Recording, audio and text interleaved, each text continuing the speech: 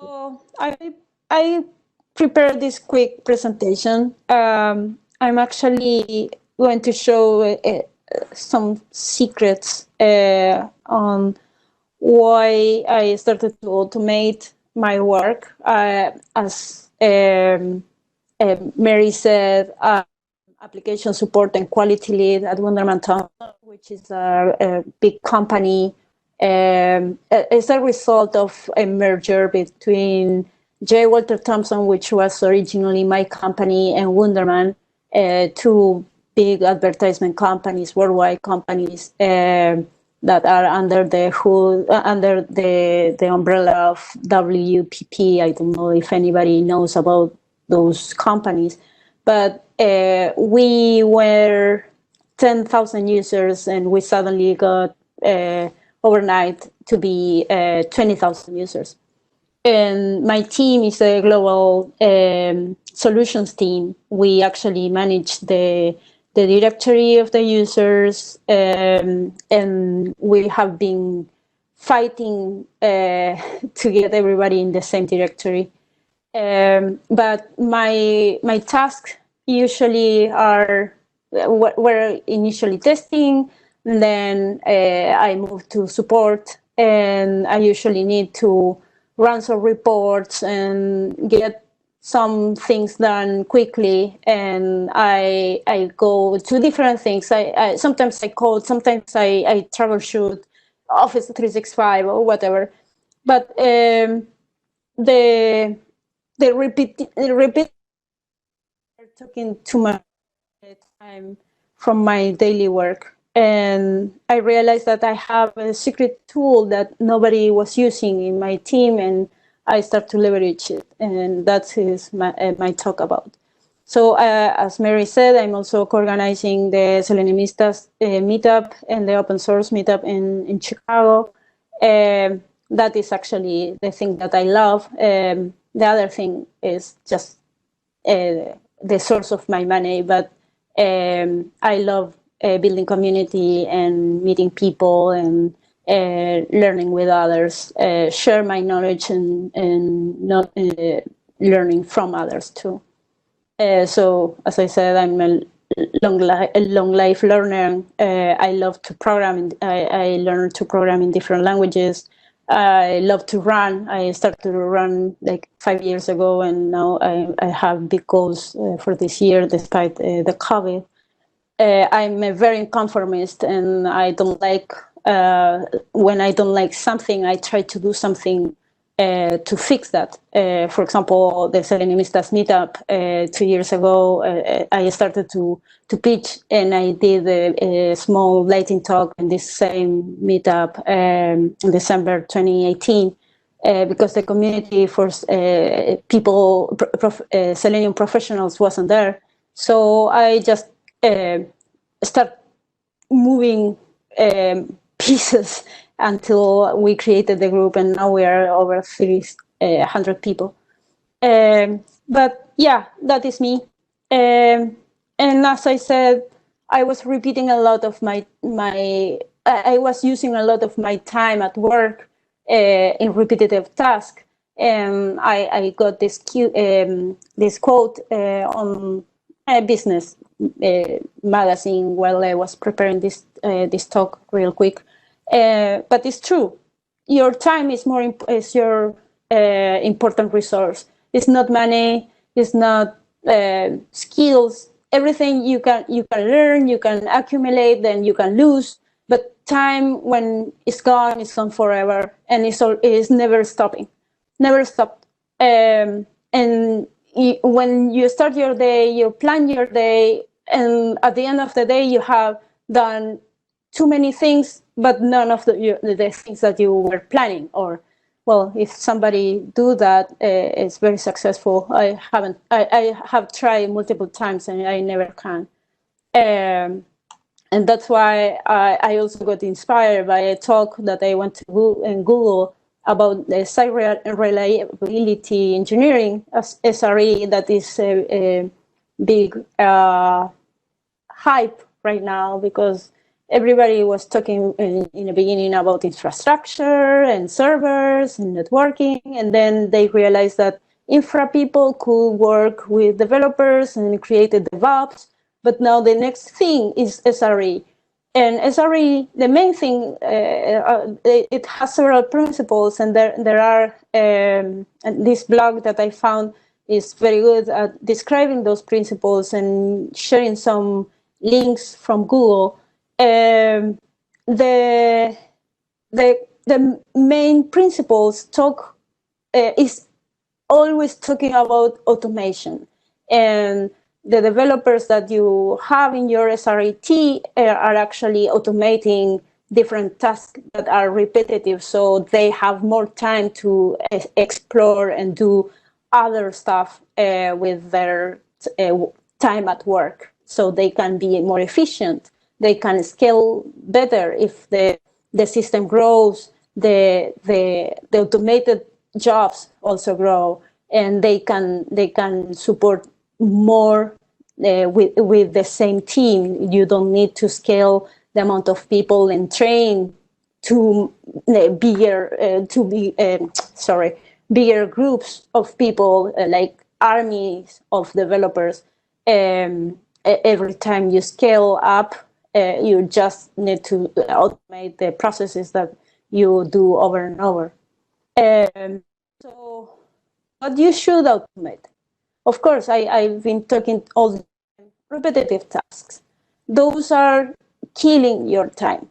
Every time you log in any system you use, or you deploy, or you are going to, I don't know, downloading or compiling, or any task that you do over and over, you have to, of course, repeating them. And those are the first candidate to automate. There are also long processes that need several steps, and you have to click here, go there, open this, open that. All those little steps are prone to errors. And of course, if you mistake something, the result is going to be something unexpected, or you are going to introduce a bug or a failure. And there are several applications that are now integrated via APIs, and we know that there are several talks about microservices, but still there are so many systems that don't offer a nice API, or don't even offer an API, and you have to copy and paste data or copy and paste things between systems, and you keep doing that over and over. That can be also automated. And whatever else is a pain in your work, you have to allocate some time to automate little things, at least little building blocks, so you can leverage your work and forget about those little things and get a robot or a little program to do that for you. But tools you should use, of course, your brain. Most of you are engineers or are learning to program, or maybe are several years programming. So, but the main thing you can do is to create or to think about your problem and search for solutions. And that is also of course making your brain work. Of course, you can do Java or any programming language. It depends on the technology you're using, the technology your tool is built in, if you have peers that can help you reviewing your code. That is up to you, the programming language you use. There are several batch tools that you can use, but also dependency managers that you can leverage to automate. And there are several pieces of technologies that a lot of communities have already built, and they are open for anybody. even you. So you can use those piece of technologies to leverage your own solution and automate your pain. And after you automate your initial building blocks, you can reuse those building blocks and keep automating other tasks that are on top of those initial building blocks. But also, there is a big community of information around the internet. You have a Stack Overflow, Google, and other source of information that you can just search for it, and maybe somebody else asked already a question that is already answered, or maybe something similar, not necessarily exactly something that you have to copy and paste in your code, but something that inspires you and solves part of your problem, and then you can build on top of that. So I wanted to show little real life examples. I said, I'm one of my big tasks is logging with different users. Sometimes I have to test different conditions and make sure that some users have or not the restrictions that we implemented. So login pages are the initial candidates, were actually the initial motivation to start automating my work. It started as because I'm in the testing team. We started to automate our tests, but then I realized that I was logging several times a day, over and over with different users, different passwords, and I was forgetting all the time. So I just hardcoded a config file, and I click on my script to log in with certain users. To do it real quick, actually, I fire my script and go and do something else while it's logging in. Or I had other occasion, I had to search users with very bad data. When we merged, we had to, everybody was converted to wundermanthompson.com domain, but we came from different companies, different little companies. The 10,000 users we were was actually several little companies, agglomeration of several little companies with different domains. And the sister company that came to the merger was in the same situation. So then we started to have in our directory the name dot last name email, but the email wasn't found. So to search for users, and sometimes I only had emails, but the legacy emails, I realized that I just needed to search for part of the email, and I scripted that, and now I can search for with dirty data in my system. And for my test users, I use in scripts. I don't want to build my scripts or modify the scripts, the configuration file in GitHub that runs our suite every week or every time a developer runs their test their code. And just because the password expires, it has a password expiration of 2 months. And so I reuse the password, and I use and the password needs 25 cycles. And so the thing we had a tool that developers created, but it's very buggy and never worked. And instead of waiting all the time that for the developers to fix it, I just automated it. I'm now resetting every of my users' passwords 25 times, and then I set the same password, and they keep their password working. So that is my talk. If you are interested in checking, or if you want a demo on this, any of these 3 real-life examples, I can show you, but I don't want to consume more time because of my mic problems. So this is my last slide. Keep in touch. This is me in the internet. I do have a Medium. I had the goal to do some blogging last year, but I just created one article and I didn't have time. Again, time is precious. So let's connect in LinkedIn, GitHub, and of course in the meetups here in CJAG. I'm trying to join several CJAG's events, but also in the meetups that I run.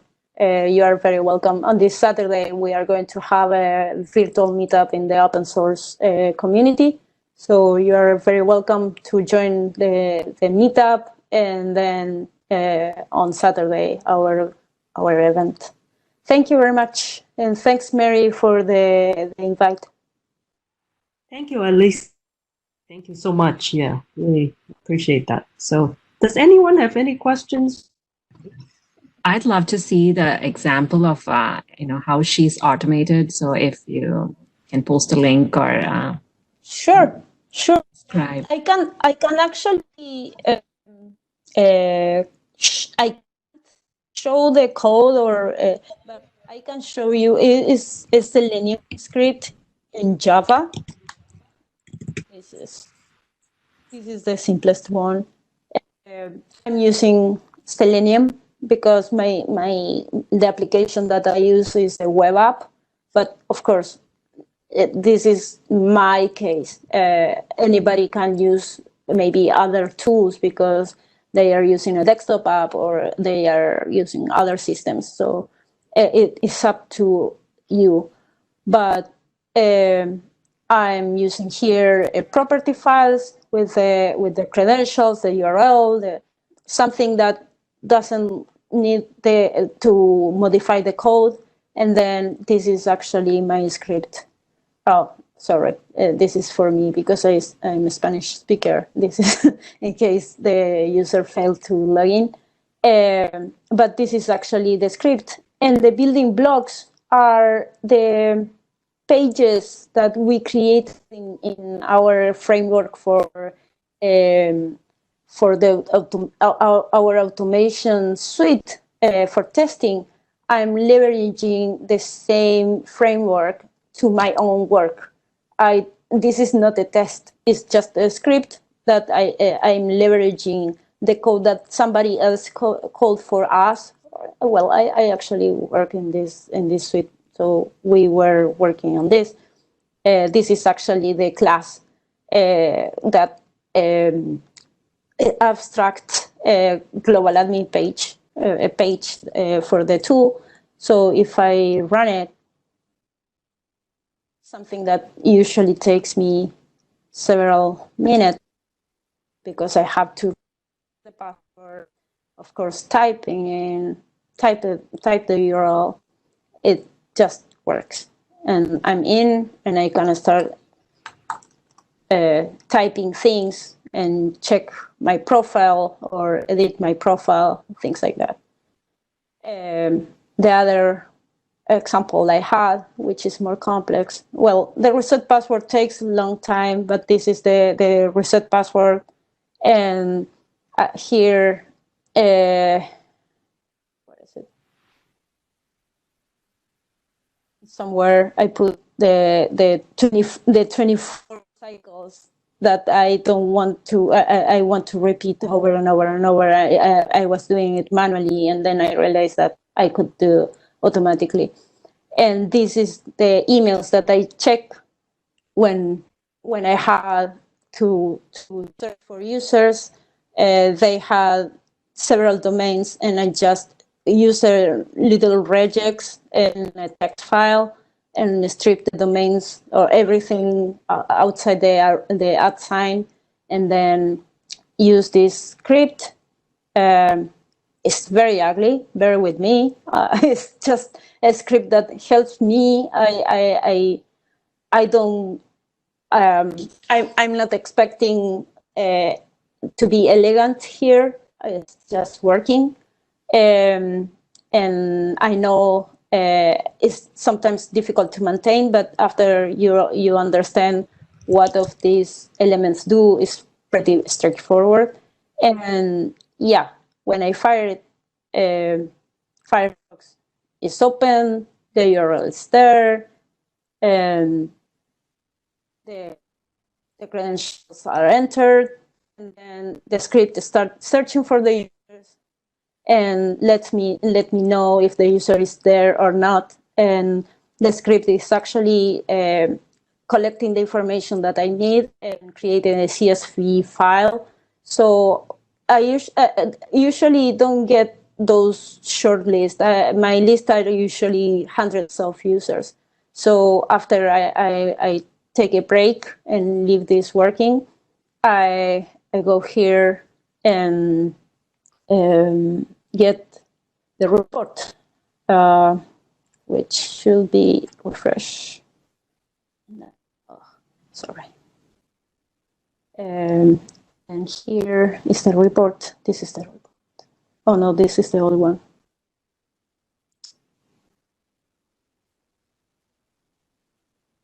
Right. Those.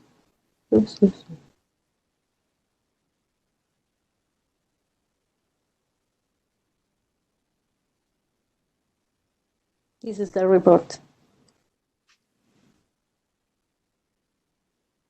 So it wasn't found. This one. This. Oh, this is wrong. I don't know why there are so many. Maybe it's the. This is not the report actually, but anyway, the thing is that it collects in a CSV file down here.